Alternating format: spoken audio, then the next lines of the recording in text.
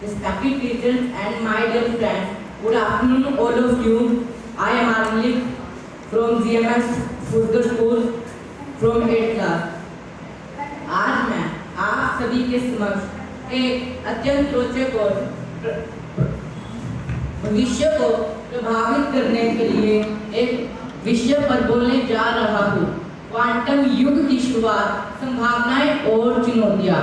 आप सभी जानते हैं कि समय के साथ विज्ञान ने नए युगों को जन्म दिया है, जैसे औद्योगिक युग और सूचना युग।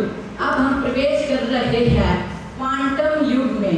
इस नए युग में जहां विज्ञान तकनीकी की सोच सीमाएं पूरी तरह बदल जाएगी।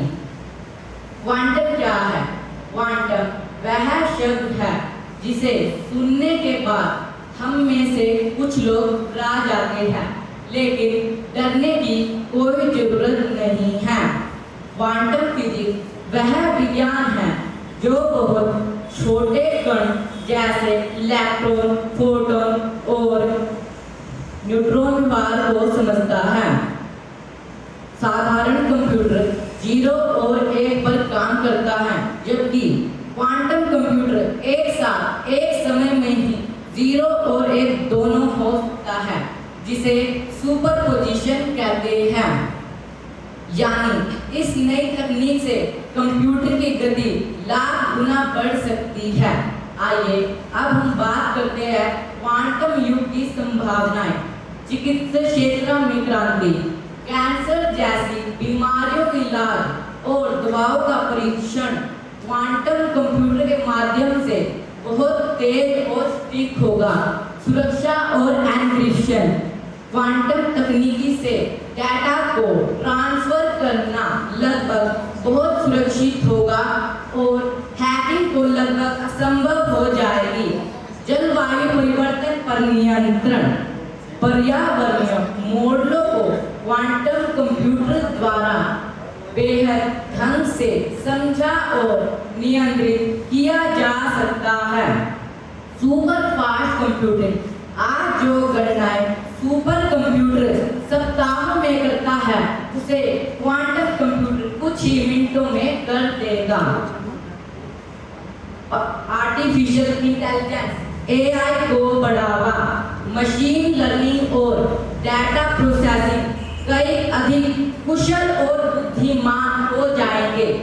क्वांटम युग की चुनौतियां, उच्च लागत और संसाधन, क्वांटम तकनीक बहुत महंगी है और इसे चलाने के लिए विशेष उपकरण और तापमान को नियंत्रित करने की आवश्यकता भी होती है।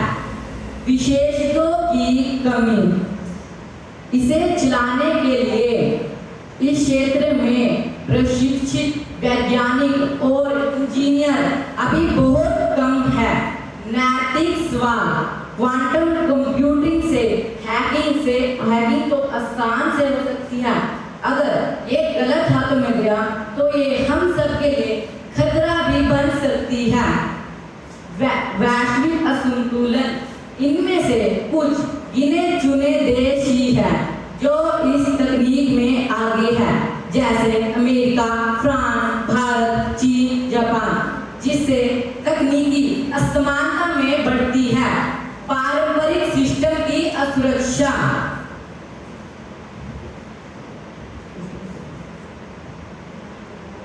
हमारे आज के बैंक, डाटा सुरक्षा और सुरक्षा तंत्र सब पुराने सिस्टम पर है। क्वांटम हैकिंग से ये खतरे में भी आ सकते हैं। भारत और क्वांटम युग, भारत भी इस क्षेत्र में पीछे नहीं है। भारत ने राष्ट्रीय क्वांटम मिशन पर शुरुआत की है, जिसमें कई IITs और वैज्ञानिक रिसर्च पर लगे हैं। आने वाले वर्षों में भारत एक अग्रणी राष्ट्र बन सकता है।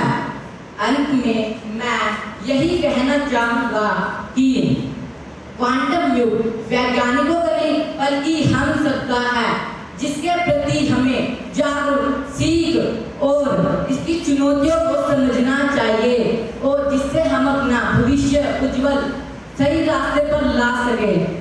हमें आज से ही विज्ञान, गणित और टेक्नोलॉजी में रुचि लेनी चाहिए, जिससे हम कल के क्वांटम हीरो बन सके।